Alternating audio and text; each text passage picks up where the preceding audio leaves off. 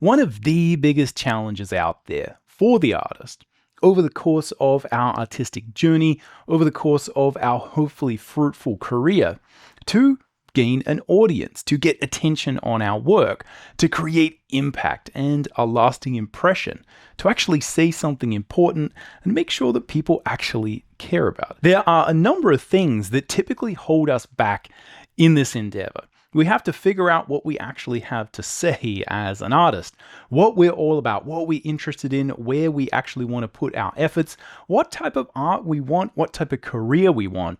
And then it often takes us quite a while to actually build the skills in order to really do that properly. And then lastly, it often takes us even longer to really find our feet within a given industry, to find our feet with our own style, and to gain some level of mastery. What I'm going to do in this video is talk you through my journey from being someone who had really no idea what I wanted to do with my art.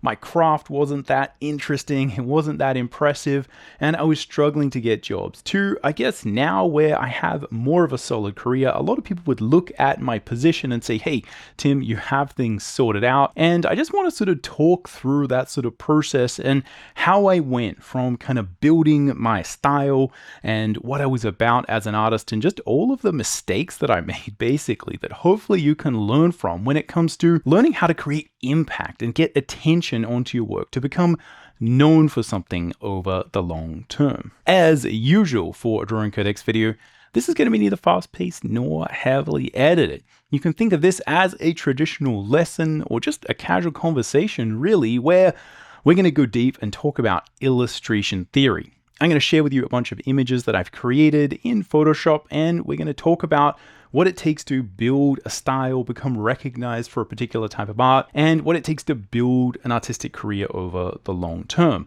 Hopefully, by the end of this, you'll learn at least how to avoid a couple of the mistakes that I made that really kind of bogged me down and just made my career take a little bit longer than it really should have to get to a point where I felt comfortable getting work and kind of really understanding what I was about and being able to get attention for the work that I was actually doing and find that kind of fit and connection with, I guess, the wider audience, the wider marketplace. Hopefully that sounds interesting.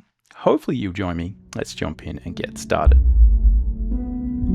All right, welcome to the Drawing Codex. My name is Tim McBurney. I've been a professional working artist for over 20 years, and on this channel, we're all about drawing cool stuff from our imagination, embracing the challenge of drawing, and mastering the craft of line and color illustration. Now, if you'd like to learn more about line and color illustration, the same style that I create all my comics and illustrations in, you can check out my free quick start guide. It's aimed to get you up and running quickly in Photoshop, developing your own simple, reliable line and color process. It's free. The link will be in the description. Go check it out. In addition to this video, I previously made, probably the last video on the Drawing Codex, in fact, was me making a video talking about a framework that really deals with how to get impact and attention on your work. And I use the metaphor of sound, where we think about, firstly, what we're trying to do ultimately is build signal in the noise, signal in the darkness, where you really have to make something unique that is connected to who you are as an artist. This solves so many problems. It genuinely makes you unique in the marketplace. It means that if you can figure out what you actually want to do stylistically in terms of the feelings, the vibe, the mood, what you actually want to do with your art. If you kind of figure this out, it allows you to actually have signal. It allows you to actually have a unique noise, a unique visual note. And the more clear you can get on this, the more you can build this into a clear visual note, a really easy to understand signal in the noise, signal in the darkness. Then you can do the second thing that I talked about in that framework video, where we look at adding volume. Now, often people actually add volume early on, a bit too early, and we just kind of start yelling because no one's listening to us, right? We're in this kind of modern attention economy, right? This kind of social media chaotic environment where everyone's screaming for attention, and everyone's quite frankly using pretty cheap tricks. Everyone is using the lowest common denominator: sex, violence, rock and roll, every biological kind of FOMO-based, fear-based thing you can possibly do to make people watch your video or look at your image or do your thing or buy your thing. Everyone's just turning it up to 11, and then they're still trying to, right, dial that knob up. Like, can it go to 12? Can it go to 13, right? It's kind of ridiculous these days. But the real key as an artist is to make sure that we link up the ways that we add volume and we do get attention on our work with our signal, with our truth, with what you really value about the world and what you have to say that's unique. And I think it's when you combine a good amount of amplification, a good amount of volume that really fits your message and your style. Again, this could be chill, whimsical, relaxed. It could be hyperviolent. It could be hypersexualized. It could be hyperkinetic, hyperdynamic, whatever. It's up to you. But all of the different ways that you can add volume will essentially either enhance your message or detract from it. And I think a lot of us get sort of told to like, hey, do this with your art. You'll get more likes. You follow a trend. You do this thing. But that's not really us. And it's easy to get stuck telling someone else's story, just yelling someone else's story, yelling with someone else's rhythm, their vibe. And we never really figure out who we are. The last thing that's part of that framework that I talked about in the previous video is the idea that often to really find success, you not only have to do that, find a true signal, amplify it properly, but then you have to keep doing that so that people keep coming back to you and they're like, oh, it's that same song, it's that same sound, it's that same vibe. So that when people keep bumping into you in this sort of attention economy, right, this kind of chaos of the internet, of the world these days, then whenever they kind of bump into you, they're getting the same signal. And this is not something that's like just a linear process and like, duh, right? Just do this and this and this. Like this takes a long time to develop. This is what we're going to talk about in this video. This takes a long time to cultivate, to really figure out what your true signal is, to really figure it out, to test it out, to experiment, to figure out different ways of amplifying it, different illustration theory, different ways that you can get attention and kind of let people know what you're about. This is not easy, but often what artists do, the number one mistake we do in the end is we then go do some other freaking thing, right? We don't double down. We're not consistent. We don't keep playing our hits, playing the best songs that we've got. And it means that people don't really ever notice that we're there, right? So again, 3 key elements: signal, volume, and then presence. Building this visually over time, I think, is a good way to think about how we can break down the concept of building attention, creating impact with our work. What I'm going to do in this video is, as I said, talk you through, I guess, my process for doing some of that, all of the silly, ridiculous things that I did that stopped me doing that. And a lot of these are common issues that I find many artists fall into. We fall afoul of these basic concepts.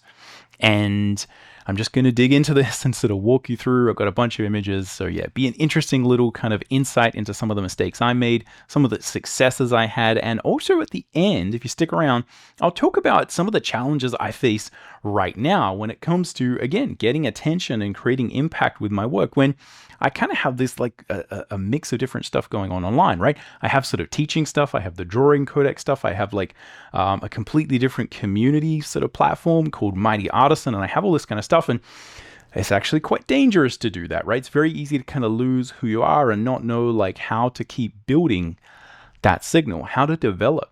And this is something I've been thinking about a lot. This is why I've made this framework. These are mistakes that I see a lot of us making. So anyway, that's what we're going to do in this video. Hopefully you're on board. Let me know in the comments down below whether or not this kind of vibes for you, what challenges you faced so far. And yeah, we'll jump in and get started. So here I have a whole pile of images, and this will sort of walk us through, I guess, the earlier work that I was doing and some of the mistakes that I made. And then I'll jump over to my ArtStation page and kind of walk you through, again, some of the things that I was doing sort of more recently, as in like in the last decade, as opposed to in sort of the noughties. But let's just sort of visually recap this concept of the signal, volume, presence framework, or just a good way of kind of explaining this, right? And trying to understand some of the things that you might actually be able to do. So if we think about the idea of signal, what we're really thinking about here, and all this work is sort of just different work that I did over the years, you're really thinking about your personality, your style, feeling, emotion, like what is the message of your work. And I know if you're like me, again, I just wanted to draw comic books when I was a kid. I just liked video games and video game concept art. I'd play Super Nintendo and, I'd be like, I'd buy games often just because of the box and just because I knew like Chrono Trigger, right? The box is cool and it had a little poster in it, old school Super Nintendo games like Akira Toriyama art. All this kind of cool stuff, right? This is kind of what I wanted to do. And it often feels like the idea of message and feeling and like what is, that was kind of what people did when they went to art school, like proper art school, right? Like silly art school where you draw triangles and talk about your feelings instead of drawing stuff. But I think ultimately this is important. This concept of like, what is your art about? Because that is often what people are going to come back for. And that's often what people are going to read. Art directors are going to read these things in your work. They're going to appreciate what you're about, what you could bring to a project, how they could hire you to do work. This is ultimately what matters, right? It's ultimately one of the highest value things you can do to really kind of figure out what your vibe is, what your feeling is. Again, I don't think there's a good actual word for this, right? But it's often just the feelings that people get when they interact with your work. I think this is really important, and it often goes overlooked. The second thing is often what we do and get told to do when it comes to making our art better. And this is where we think about visual appeal, visual impact, like illustration theory, like color theory, composition, using diagonal lines or sort of triangles to create dynamism within an image, thinking about eye flow, thinking about color contrast, like impact, all these sort of different things.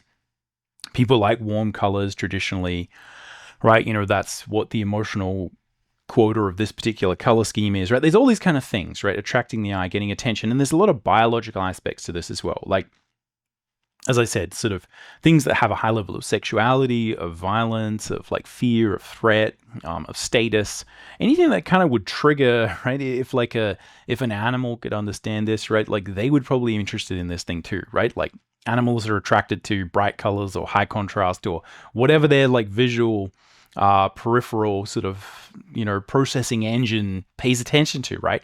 Everyone's different, but we've all got these things where like, if you do this, someone will look, right? Bright red, someone will look. Picture of something horrific happening, everyone will look. Again, pictures of naked people, everyone's going to look. So this is what I call volume. And again, there's like rhythm, harmony, there's repeating shapes. There's all these kind of ways you can make art sort of subtle, mellow, beautiful, but still have a lot of visual impact. There's a lot of crass, right, or lowest common denominator ways as well, right? Again, you often see a lot of these used right now on the socials, right? TikTok, Instagram Reels. People are just desperate to get attention, right? They will do any damn thing to get your attention. You can use all of these. These are all fair game. We are artists. We can do whatever we want. It's just a matter of making sure these two things match, right? Signal and volume need to match. The next thing to look at here is the concept of presence. And this is where I'm going to sort of talk a little bit about this, because this is often what people don't do.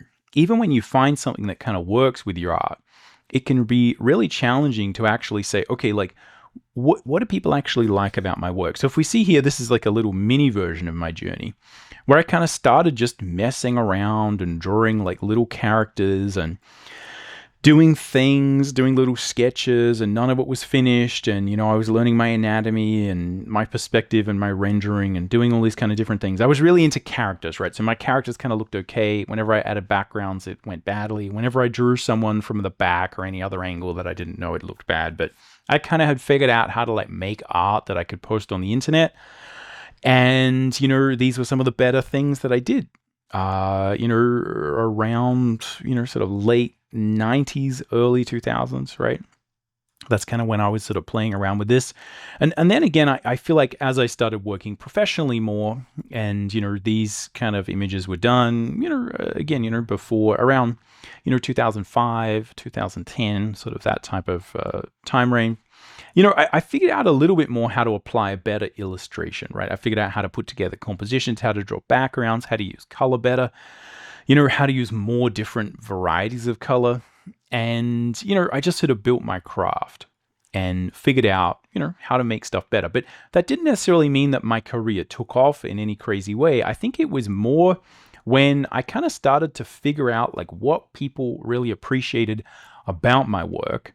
And I started to do that more. And also I kind of started to repeat doing the same thing. I kind of noticed what was really working. And for a certain period of time, I was really pretty transactional about this because I just wanted to build my ArtStation folio because I knew that's how I'd get through to more art directors and find more opportunities. And, so I kind of started doing more of these scenes, these kind of fantasy scenes. I worked in a comic book style. And, I just kind of lent into doing a particular thing. I could do a whole bunch of other things, but I kind of figured out how to build a bit more of that presence. Again, I've not done any of this particularly well, but I found that most of the success that I have found has come from really, I guess, doing this. And this framework is just a simple way I can try and explain that to you so that hopefully you can use some of these ideas. Okay, so now I have a whole bunch of different images, and these go really from probably about that same time period, 2001, 2002, sometime around there, all the way up to when I was sort of doing my Pinocchio comic based on Carlo Collodi's original tale, adapted and written by David Chevelle. And I'm sort of telling that story. And then I'll switch over to ArtStation and kind of go through that. In the beginning, I think this is often where a lot of us are at, is you are just trying to figure it out. You're just trying to sit there being like, who am I? And you're just desperately trying to be able to draw more stuff, right? This is where I'm at. This is where I notice a lot of students are at. And you can see, the interesting thing is, I felt like I was sort of leaning into style. And I think one of the big things here that I guess is sort of really important and sort of key is that I was kind of really obsessed with style at this time. And I was really focusing on experimenting and finding my style at this kind of earlier stage. I had great aspirations to work professionally. Actually, before this, I'd gotten a job in video games, and I'd previously lost that job as well due to sort of industry collapse in Australia in the early 2000s. So I kind of had this style, and I really thought that a lot of the success that I would have would be through developing a unique style. A lot of the comic book artists that I really appreciated had these kind of unique styles. And I was really, I had a lot of influences and things I was really pursuing.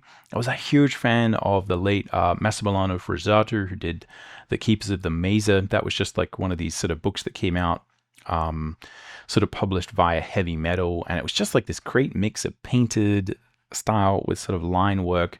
Really, really amazing. So there was all these things where I really viewed this through the artist's lens. And that was that if you kind of have a unique style, that's what people would sort of appreciate. That's what people would be interested in. That's how you'd get cred, right? As an artist, is oh, wow, I really like your style. This is really interesting. And that seemed something that was just what I was interested in. It's kind of all I could really see about art. And I notice a lot of students are really in this same spot, right?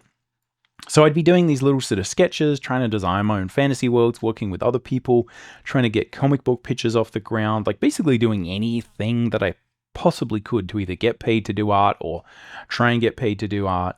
And I feel like I actually had a bit of a vibe going early on. There was a bit of a feeling where I think probably a lot of people did respond to this work. And you can see I was into a lot of really kind of crazy, weird ideas. Again, very influenced by heavy metal, a lot of the sort of fantasy artists, a lot of comic book artists that were around at the time. And I think one of the things there that I was really doing, though, was, not focusing on the true message, right?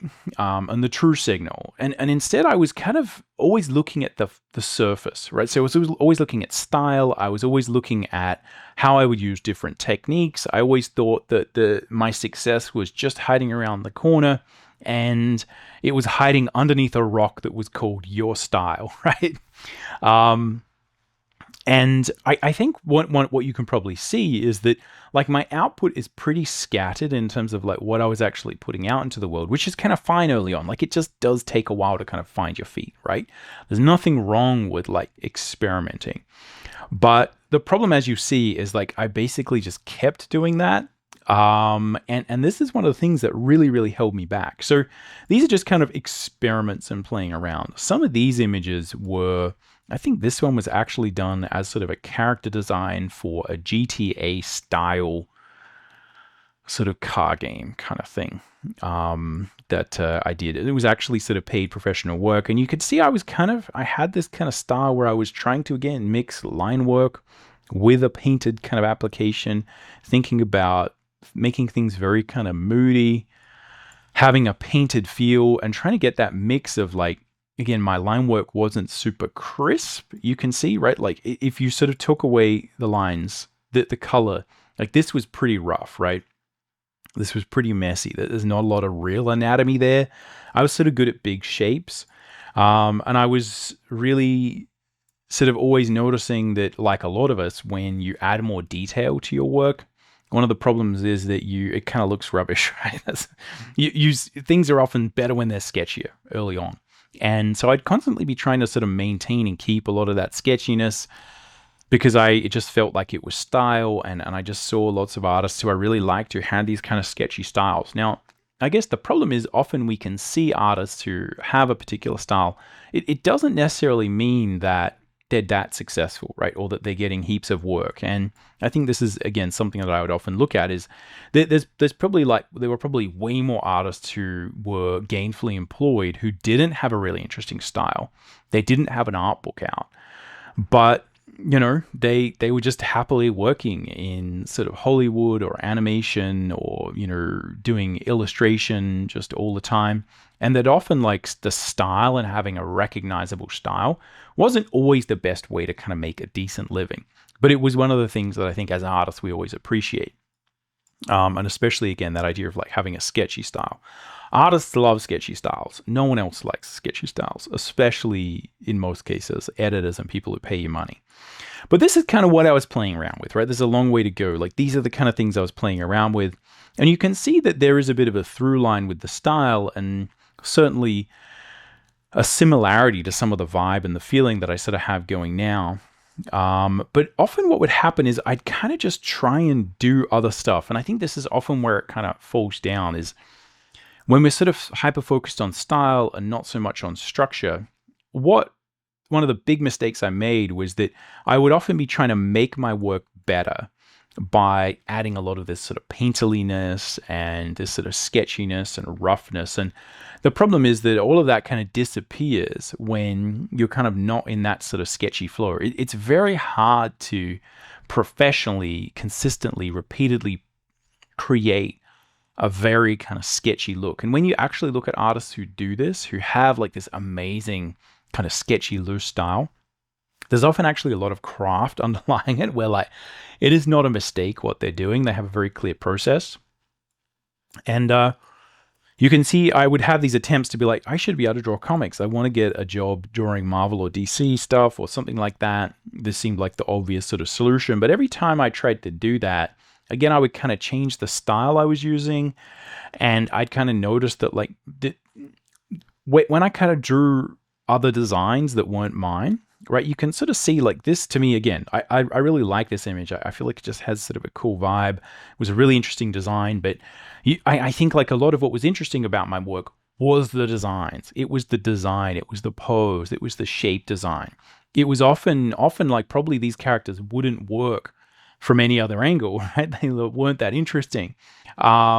There's just like an interesting abstract nature to this image. And this is often what happens is like when you're working on a single image and you're kind of focusing on style and the vibe and the feeling, and you're kind of just, how do I make it this good? Again, that's a really good those are really good instincts to build. But the problem is I'm not building heaps of craft. So often when I try and translate that over to someone else's design and I can't just kind of add the stuff that I want or kind of add a big sword here or kind of just do this, it was very hard for me to just translate those skills over to sort of drawing someone else's characters and someone else's things.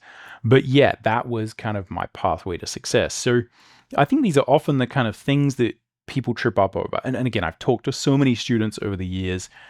I know this stuff. This is what your life is like when you're trying to figure these things out is stuff. Sometimes stuff just doesn't work, right? And you'll be like, oh, this is working. And then you try something else and it's not working. So these are the kind of things that I was having, right? You can see basically here, like I'm using exactly the same style, right? Except I feel like this, and these are all 2004 pretty much. I feel like this guy here, right? And this illustration, I was really happy with this illustration, right?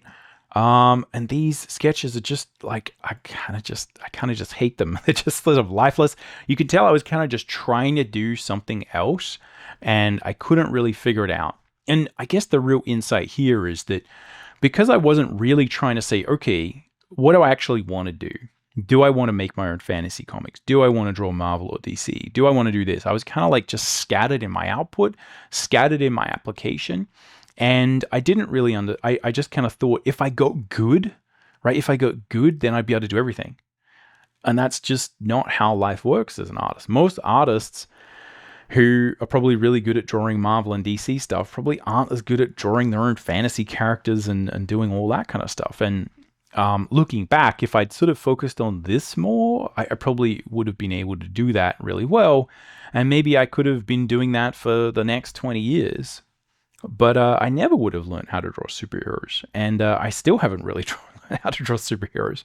I've tried to go for superhero comics. I've gotten very close with sort of pitches, with sort of, big superhero publishers. And it's always kind of fallen flat. And I think it's just because, like, it's just not really my thing. I just don't have the passion for it. So, again, like these are the kind of, and I know this is a little bit rambly, but these are often the challenges that we're kind of facing as artists, is like figuring this out. So to me, again, the interesting thing looking back at this is, again, there's a lot of sort of scattered output, but because I'm not applying it, because I'm not actually testing it out and seeing, like, could I turn this into something? Could I actually make a comic here? And this is a good example of where, like, here, probably in the same year, I was working with a variety of different writers and sort of experimenting with different sort of projects. And you can see that I would sort of swap from like kind of this style to kind of this style, right? And try and sort of make it more painted. And I was just hyper fixated on style, and I thought that would sort of solve everything. And I think ultimately, like, there's some pretty cool images here, right? Like, I feel like this is a pretty cool image. But again, it's always understanding that, like, these were my strengths, right? So I had strengths that were working, which is drawing characters, drawing a lot of faces. So, you can see when I'm sort of drawing like this is a bit pixelated, sorry, but you can see when I'm sort of drawing like faces and things that are kind of close up, it's kind of good. When I'm drawing these crowd scenes in the background, like, it's not as good, right? When I'm drawing I was really struggling to draw these backgrounds.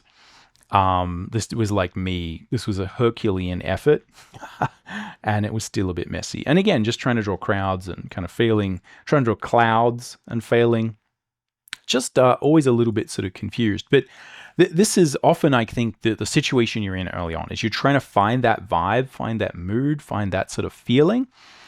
And yeah, it can often be just a huge challenge. But I feel like I was finding a lot of stuff, right? I was finding a lot of feeling, a lot of the sort of vibe that I wanted. I was building my craft. I mean, if I sort of look at it, right, I was really trying to understand a lot of this perspective.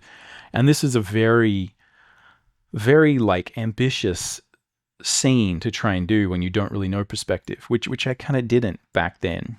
Probably enough to try and attempt this kind of thing, but nevertheless, I was gonna have a go, and like, it's pretty good. I mean, let me know in the comments down below whether you're like, shut up, Tim. That perspective was fine, but for me, again, it didn't feel like the level of quality I was seeing in published sort of graphic novels and the kind of Marvel or DC work that I saw. I think people would have actually liked it. But again, I needed to build more craft. So you can see again, as I'm sort of progressing, so we've gone from sort of 02 to 03, 04, 05, these are kind of more around sort of 05. This image here, I think, is actually one of the things that I did in order to get my Seven Pirates project kind of up and running. And it was kind of this style that I'd sort of was starting to perfect. Again, inspired by the concept of adding and mixing painted styles with line work styles. I really thought, like, this is it, like, this is my thing. And if I just kind of refine this and get better at it, people will sort of appreciate me. And I think the reality was, like, that kind of did start to happen.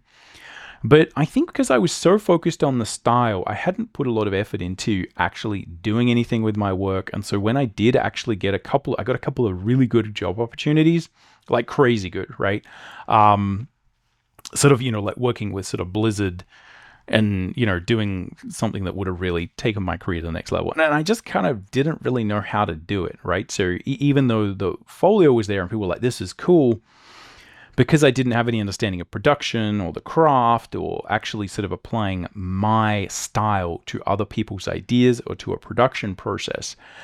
Again, I was actually had a bit of signal and I had a bit of volume. I had these things kind of figured out.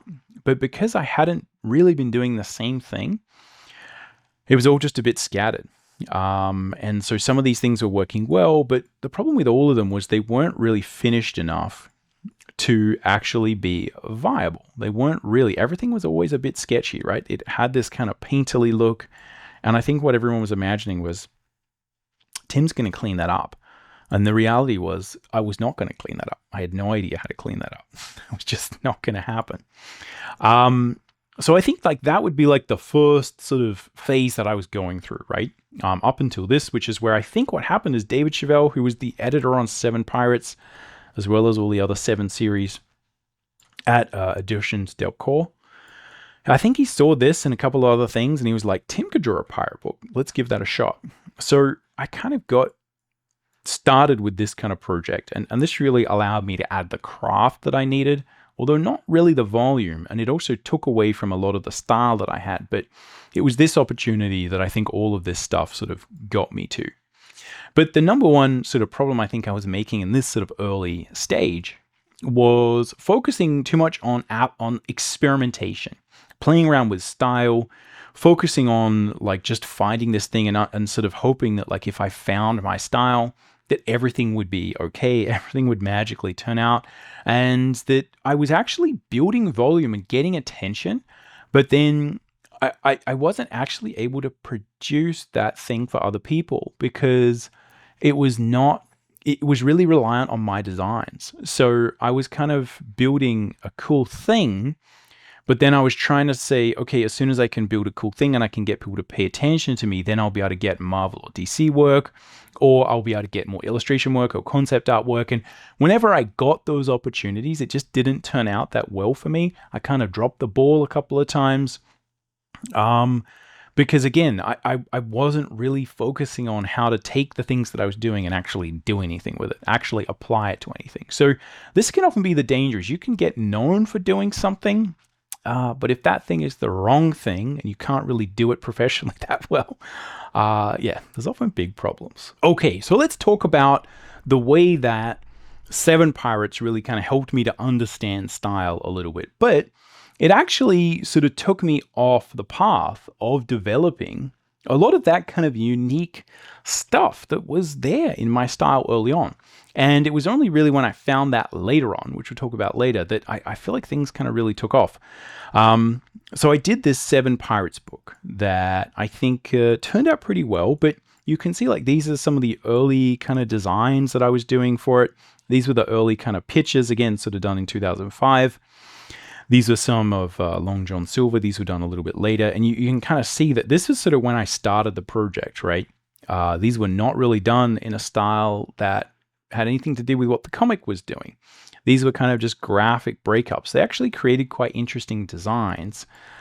But I think what I kind of realized is, and this is the danger, is if you do create volume and you do create signal, but you're not really applying it and you're not sort of repeating it enough, and you're not really doing things with it, then this is often what happens, is like I sort of got some of these opportunities, but I kind of found that my style just didn't work that well when I was actually doing comics. So I kind of built this style and all this kind of way of working and doing things, but there was 2 problems with the signal. As I said, one was that often the signal worked much better when I was designing my stuff, when I was designing the characters, the style, the vibe, the story, the drama, the level of action, all that kind of stuff. And this is often so much the case.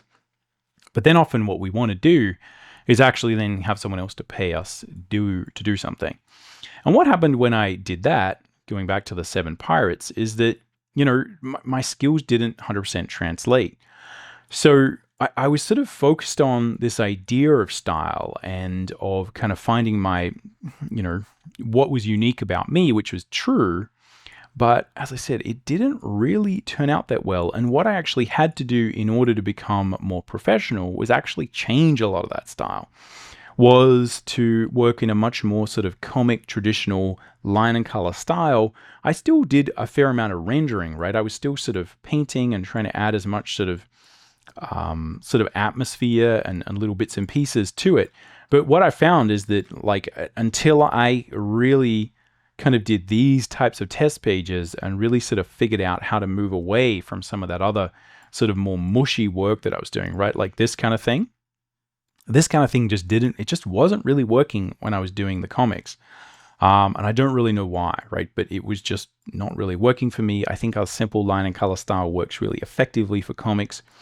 So what I did is still kind of was looking at this idea of sort of style as the number one problem, right? This was still my sort of thing.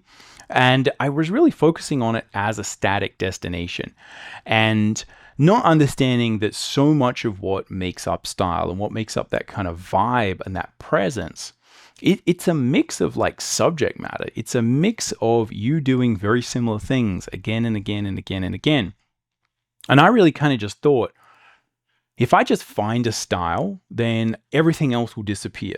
And I'll just be able to draw everything in that style and everything will kind of work. And I think the reality is that it's much more complicated than that. So I kind of ended up creating quite a few sort of pages for Seven Pirates. Obviously, it was 62 pages long or 64 pages long. And I kind of really built my craft. My drawing got so much better. My perspective got so much better. Everything got better. My storytelling got better. I learned how to, following Jérôme Leculi's storyboards, I learned how to, because he was the storyboard artist on this book, I learned how to draw French comics, right? It was kind of amazing. But what kind of happened over that period is I sort of wasn't working in what I would define as kind of my style. I'd kind of changed things. So I'd found something that worked. But again, this is the problem, is now the signal is all off. People are like, who is, like, what is Tim doing, right? And I would kind of have these kind of different styles. So you can see after working on Seven Pirates, I kind of had much more of a line and color style. Because that's what really worked in comics. And I was sort of playing around with much more sort of graphic things. And I found that that was much more effective and it was easier and quicker to do. Here are some experiments that kind of I sort of stopped, right? So I'm showing a bit of unfinished work here, right? Which is kind of like stuff that kind of was playing around with. Some of these things I'm like, I never finished that. I feel like the drawing on that was pretty good. I don't know why I didn't finish that. But again, I always felt like where I got more response from people was when I was drawing crazy fantasy things, when I was drawing crazy sci-fi designs, fantasy designs. I had all these ideas to do my own thing.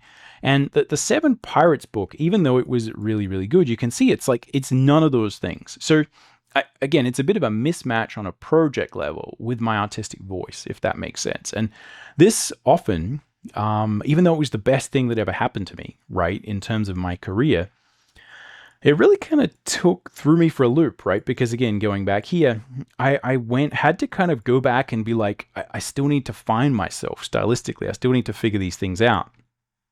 And it also meant that my next project, I was like, okay, on the next project, I'm going to do the combination. I'm going to do the combination of everything I've learned on Seven Pirates with like this, right? Like with fantasy. And I was also like, and I want to go back to doing this, right? As I'm going to figure it out. I'm going to figure out kind of how to combine these things. And I got really interested in sort of trying to also figure out how to paint these backgrounds, because I learned that doing painted stuff for concept art was just like a lot more effective. And that's just what everyone was doing. I was following tutorials. I was going to workshops and everyone was just painting their concept art. Every tutorial that I looked at was like painted backgrounds. And I didn't really know how to take my skills from comic book art and translate them into concept art style. And this is also, again, where like, because I was so focused on style and not sort of functionality or just application or just saying like, well, let me design something using my Seven Pirates style, I was always sort of focused on style as this ultimate solution to everything. So I did a whole bunch of things, right? You can see, I think this is sort of 2008.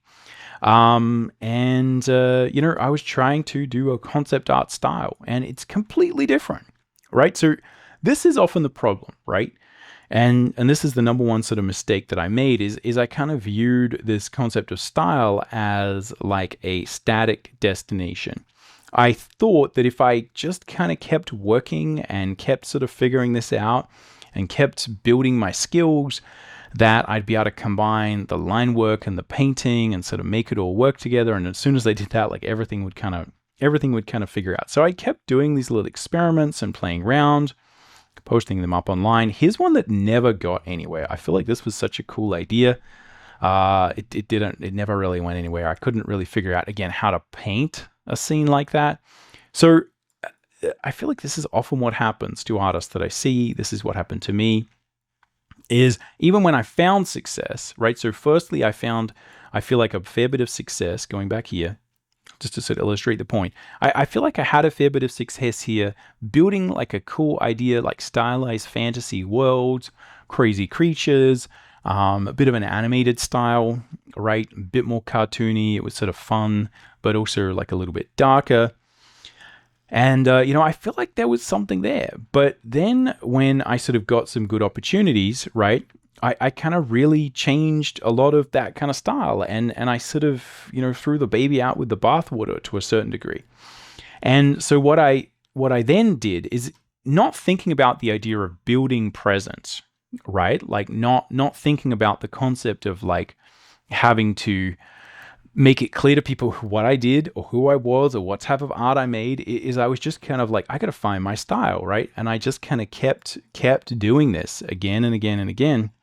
And you can see here that, this was probably perfectly fine. And if I just kept doing Seven Pirates, I probably would have got way more jobs. But because I was messing around with this stuff, right? Like artists would look at this and be like, oh, that's really cool. Tim's playing around. He's being experimental. Like he's trying all these things. But from a publisher standpoint, right? From an audience standpoint who are not artists, this is just like, I don't know who you are. I don't know what you're doing. There's no consistent signal here. So you can hear again in '07, this is like the design that sort of inspired the Ara sort of comic book. And I really kind of feel like in about sort of '08, '09, I really kind of dialed in and thought I had kind of solved the style thing, right? I really kind of figured out like, okay, here's me kind of taking this this kind of style over here and just like really refining it and figuring out like how to build it into something. And I kind of worked on a variety of different kind of little test images, like mixing this idea of sort of painted backgrounds. I was a little bit more like, okay, this is probably how it's going to work, like sort of line art style characters, painted backgrounds. It allows me to sort of do a bit of both. I can sort of paint some things. And this is actually really interesting because this is, I think a lot of people, you may be some of the first people to ever see this. So this is a page of Ara. And if you've ever sort of seen this book or read this book, it is not in this format. This is a traditional French album style of page, right? We've got 1, 2, 3, 4, 5, 6, 7, 8, 9 panels, which is pretty small actually for a normal like Franco-Belgian bande dessinée. I actually did this book as a pitch for like a 46-page like bande dessinée graphic novel, but then the pitch actually got accepted as a different sort of format, more like sort of Western comic book format, where we wanted sort of 3 to 5 panels per page. So I ended up actually sort of chopping up this page and redoing it, and it doesn't quite look as good as it does here. But I basically was like trying to figure out like, okay, how can I mix the idea of painting, the idea with line work? And I really felt like with some of these images that I kind of got there and I sort of figured it out, right? I felt like some of these images really kind of worked. I had a lot of the cool stuff that I thought was going to be very interesting, had some very sort of graphic painted backgrounds. I think people liked this look. But I think what I ended up doing was just doing something slightly different. And again, I'm like, I don't know why I did this. I think it might have been that I actually, in between doing these pages and doing this, I actually worked on a different job that was for a small animation studio where I was actually Again, that's a completely different story. But I was doing with a whole bunch of other people, including Ari Gibson, who's the guy who created Hollow Knight. This is the first time we sort of worked together on a big project. And we made the sort of credit title sequences that were to mask a loading scene for a Wii game, a Wii version of Avatar: The Last Airbender, that was a video game based on the movie that was based on the animation. So we were doing basically cutscenes for a Wii version of Avatar: The Last Airbender that was made for an adaptation on the Wii of the movie that was a complete failure, that was based on the animation, that was amazing, and it's still amazing. And we had this particular style that we were using, and I think that style just kind of rubbed off on me, and I was like, this is cool, I'll just kind of use this. So this is the kind of utter madness that I was sort of doing, right? Was like sort of trying to blend styles, and I was always changing, I was always kind of moving, I was always kind of playing around with stuff. And you can see some of this happening when it comes to a lot of the professional work I was doing as well. If we look at a couple of World of Warcraft trading card games, again, I think this thing basically was what became sort of Hearthstone. The World of Warcraft had like a physical sort of TCG. I did a couple of cards for them over the years. This was an early one, right? And basically I was kind of sitting there going like, I want to paint it. Why? Because that's what everyone else does when they're painting TCG cards, right? And I just need to be able to do that. After I did a couple like that, and then later on I was like, I could probably do the line version of that, and that would be unique. And I think the person I was working with at the time was like, hey, no, do like your style. We want the Tim McBurney thing. I was like, cool, okay, let's do that. And I think there's like sort of a point at which I was just kind of started to play around with style like way too much. And this felt like something where I felt like I was getting closer to what was interesting to me. And I was getting closer at being better as a professional artist because I had more flexibility. And I kind of solved some of those problems that I had early on where I would kind of get these jobs and then have no idea what to do with them. Because often, I wasn't even really able to fully apply the styles that I had. I felt like I was getting much better. The problem you can see here though, right? This is where I feel like, if for me, it felt like I was getting much closer to being more professional. The problem was that I really was moving away from having good signal and I had no real presence. So this idea of saying, okay, let's like play around with painting backgrounds. Let's play around with creating line work. Let's dial in a style. And I feel like this is like a great example of that style where I was like, I kind of think that works. And then I would create a test page where I'm like, okay, that style kind of works. Let's do this. And then part of me was like, well, okay, that did take quite a long time. And then I sort of did a different job because I think there was a big gap between me actually sort of getting this sort of semi-greenlit and actually getting the contract signed, the sort of ARA contract. That was a whole bit of a nightmare of actually getting all that kind of sorted in the end. And then in between that, I was kind of working on a different project as a freelancer, like in-house, and I was working in a completely different style that was based off something that we kind of figured out that was sort of a mix of like the movie and what we could do like sort of two-dimensionally. And anyway, and then I was like, I'll just do that sort of look on the comics that I'm creating. Except the problem is like, as I progressed in the comic, I kind of lost that and I went a lot back to actually what the old style was. So it's just this kind of madness of sort of swapping styles and playing around and messing around that I feel like I never kind of really figured out how to stop doing. And I think this was one of the reasons why I often had trouble getting publishers to bite on projects, is they didn't often know what they were going to get. And often the first pitches that I would sort of give people would be a little bit more experimental. So here's some good examples of the same thing on Pinocchio, where I was like, some of the first things I did were like, maybe I could paint Pinocchio, right? Like maybe I could just paint the whole thing.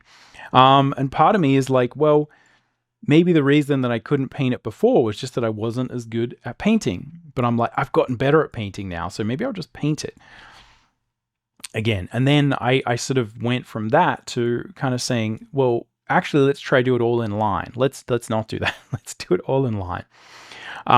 Because I don't know why, but just because I felt like maybe it would sort of fit the project better. And I like this idea of being able to experiment with the concepts of style. Again, it's just been something I've always been interested in. So here are some different takes on how Pinocchio could have looked. And you can see this one is like a little bit darker. It has a little bit more of a darker tone, even though I ended up going with, because I felt like that fit the project. If you read the original book, if you read like Del Toro's adaptation, it's quite dark. The original work could be quite dark, and I like the idea of that. So anyway, it would just kind of be messing around, and then here's one of the first test pages I did where I actually inked all the backgrounds as well. Here's the sort of finished test page where I made that. I added more volume, right? I added more contrast, I made the fire seem, again, fire would be a natural kind of impact thing. It's like, this is red, it's dangerous. Pinocchio is going to get cooked. Natural drama, right? And you can see he has, this is the old version. He has a like different hat, right? And this is completely different to sort of what I would be doing on Seven Pirates, right? And it's completely different to what I was doing on Ara. So you can see that from a publisher standpoint and also from an audience standpoint, like really knowing what to get out of me, even though for me, I was like, well, I can kind of do all sorts of different things. But then the problem was I was also very self-motivated to play around with these things. And I'd have real strong ideas about, oh, well, Pinocchio should look like this, and it's going to be like this thing. And I think this is honestly one of the things that just held me up the most, was kind of viewing the style as firstly like this static destination. And then as I got better at experimenting with styles, viewing it as something where like maybe I could just play around and do whatever the project needs. I could kind of do that. And that's a great idea. The problem is, if you understand, I think, what really makes a difference over the long term, it is often this concept of presence. I think often artists who find a lot of success are often just doing very similar things. They're just kind of repeating the same old song, but it's a good one, and you know it, and you want to go back to them to hear that song again and again. So that's probably what really consumed the last part of my sort of journey here, was really trying to sort of take all those different pieces that I built and trying to actually combine it into something that would work over the long term. Okay, so here we are. Here's my sort of ArtStation page. And I guess this is probably a good way to kind of explore and talk about some of how I guess I really sort of found how to kind of dial in the work that I was doing a little bit more. And I think it's really kind of probably around sort of here when I did a couple of these images and probably this one where things kind of really started to kind of gel for me. And I noticed that more people would kind of contact me for work, and they kind of contact me for the right things, not for some other random thing, that this is often what people were actually wanting me to do. And I had lots of opportunities actually kind of doing that for video game projects. So this is the thing where like the thing that I was doing and I was putting out online was the same kind of thing that people were hiring me to do for jobs, for work. And I was able to do it for them. And everything was just kind of magically a lot easier at that point. So I kind of started playing around doing a variety of different sort of styles and things on ArtStation. And you can see, there's many sort of different experiments here. And some of these are pretty cool, right? Like I still think this thing is like a really cool image. I'm really sort of always happy with that. I think I should probably go back and do more of that, right? But you can see here still, like I'm sort of bouncing around a bit, playing around with ArtStation, trying to figure out like what is actually going to get people to be interested in this. So here's like a, sort of colored pencil drawing. Here's me sort of playing around with the idea of adding a lot more lighting and drama to a line and color drawing. And this was done sort of 8 years ago, when sort of 2017, something like that. Yeah, so you can see again, I was getting a lot better at these things, but the problem was that, so many of these images were different. They had different styles, they had different vibes, and I was really still experimenting with that. But you can see here's another one where I'm like, here's painted background and painted creature in the background. But I think this is actually a GIF, so that should show process. So you can see there the process. Yeah, like it was an interesting process that I was using. I was learning a lot about concept art. I was doing, there's a whole pile of work. There's probably like way more work that I can't ever show anyone because it's all NDA. That sort of, again, is in between a lot of the sort of work that I'm showing. But yeah, I was sort of playing around. I was sort of experimenting. But then I would sort of do this, which is like a fully kind of painted sort of scene, right? Again, sort of completely different process, right? Blocking it in and trying to get rid of the lines. Again, and I was often doing this just to kind of prove that I could. Often people wouldn't ever hire me to do that. But this is the problem, is I didn't really have strong signal. And then I do this kind of work and it would be like, okay, like that's cool. But I found like this was still often things weren't kind of quite gelling for me, right? And I was often just playing around with sort of different styles, different looks, different vibes. But I feel like around here, right? Maybe sort of this one and then this one was when I feel like a lot of people really responded well to this. And I kind of feel like I found a good combination of that older fantasy stuff that I was really into, is like creating stuff that looked weird, but then adding a lot of narrative to it. So I think one of the things that really worked about this was that there was like an implied sort of implicit story involved here, right? Like these characters, like who are these characters? Got this creepy dude with a bird, right? And then there's like these guys, and what are these guys? And like this guy's like a little animal character, and then you got this thing. It's just a really fun image, and I was leveraging the imagination that I feel like I had, like 10, 15 years before. I was like, this is kind of what I wanted to do, but I just never did it. I was focused on like painting and style and all this kind of stuff.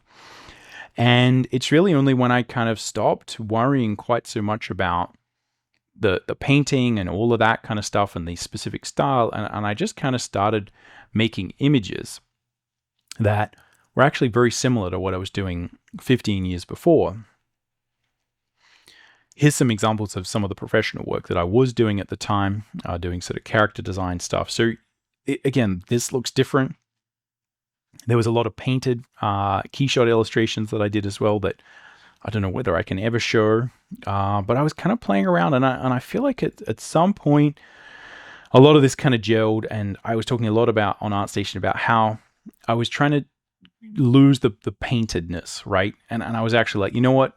I actually just want to make it flat. I just want to make it like a comic book. And I was really trying to get back to a lot of those key ideas that I had sort of worked on a long time ago, right? Just fantasy ideas, like simpler styles. And instead of trying to say, hey, my work will be better, if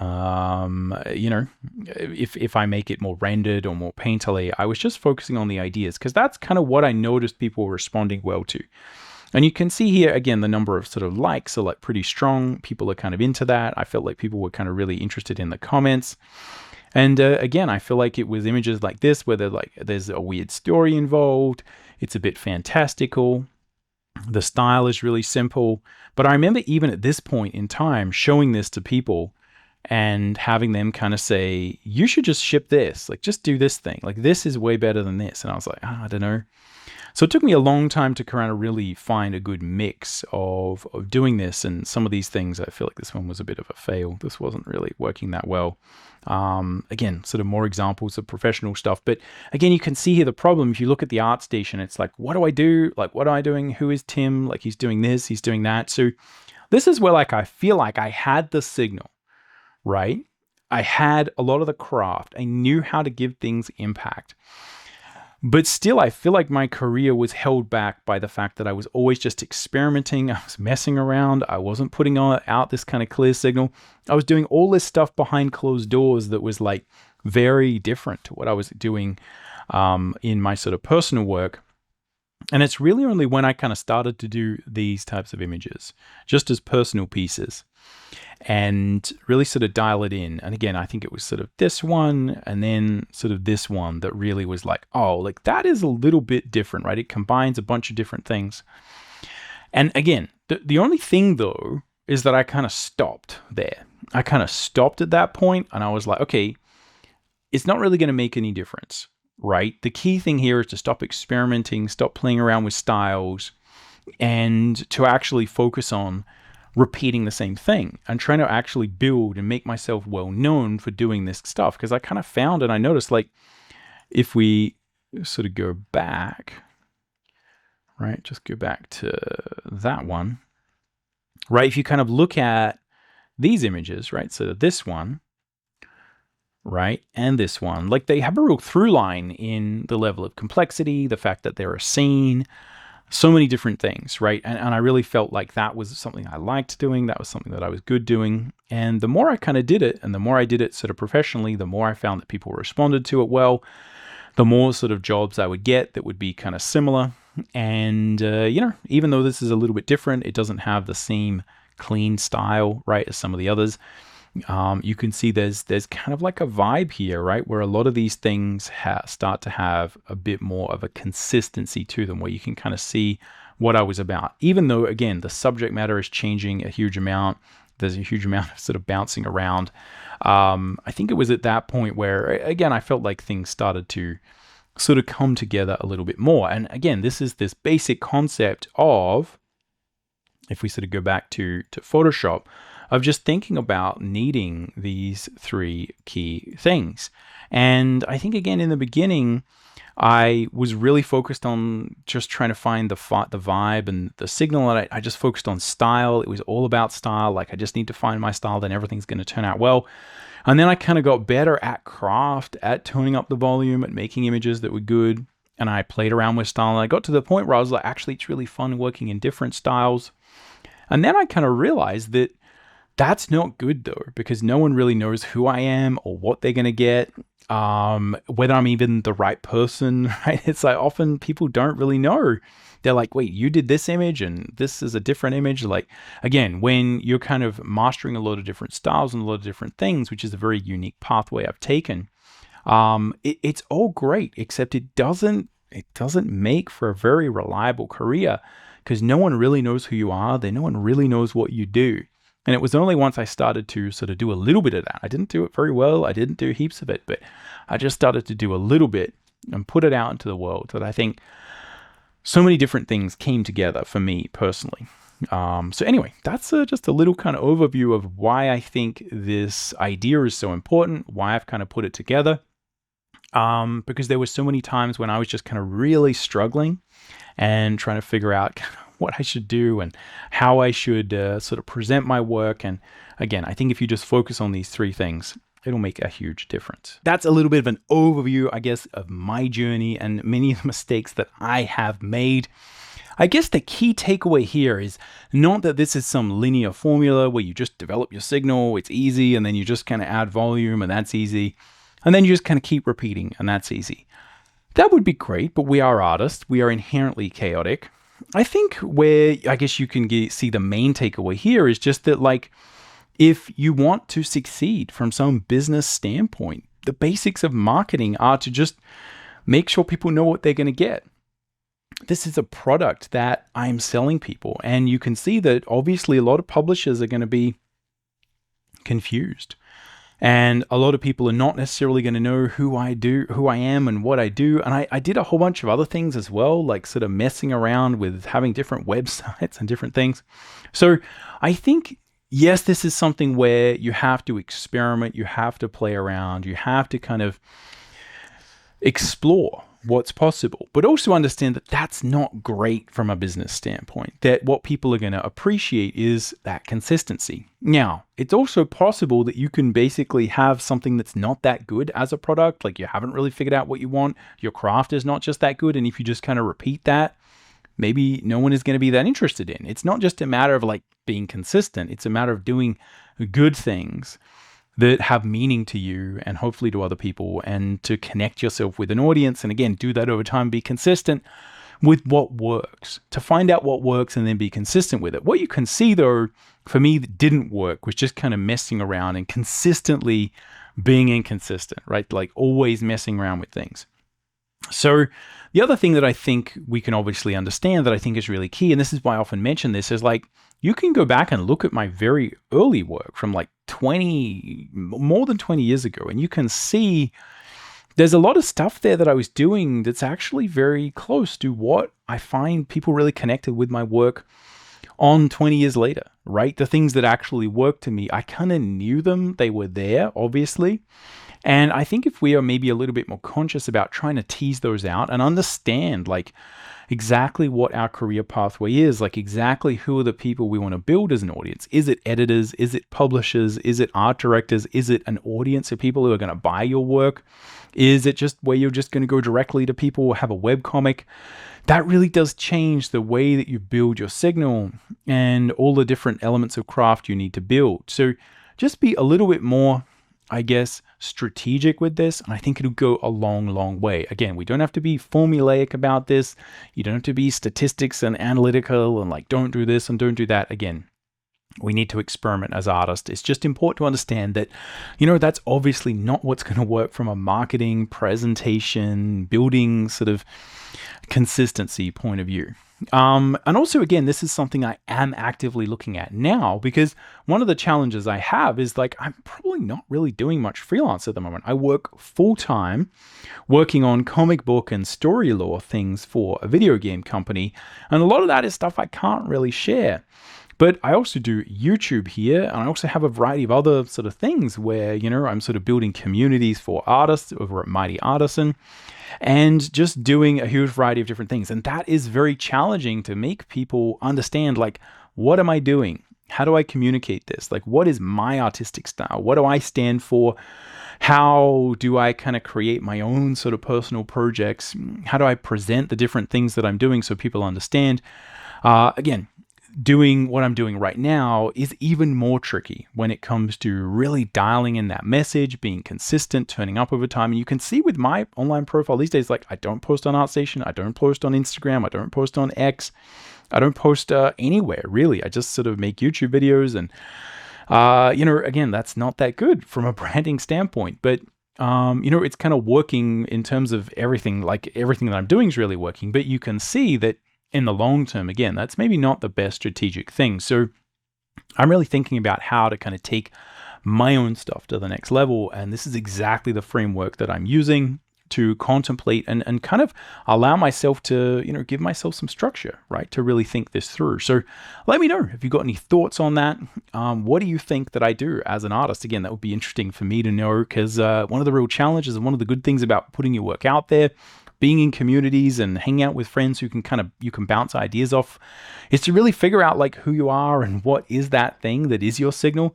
It's so hard to know this just by yourself. You kind of do need other people to help you along the way. If you want to learn a little bit more about my journey, specifically how I got that first job in Franco-Belgian comics, one of the little known facts is that I actually have a podcast called The Visual Scholar, where I go into more intellectual, philosophical, career topics in a format that can just be audio only. It looks like this on YouTube. It's just me talking to the camera, but again, there's not a lot of visual stuff. And if you want to learn more about how I got that job, this episode talks all about it.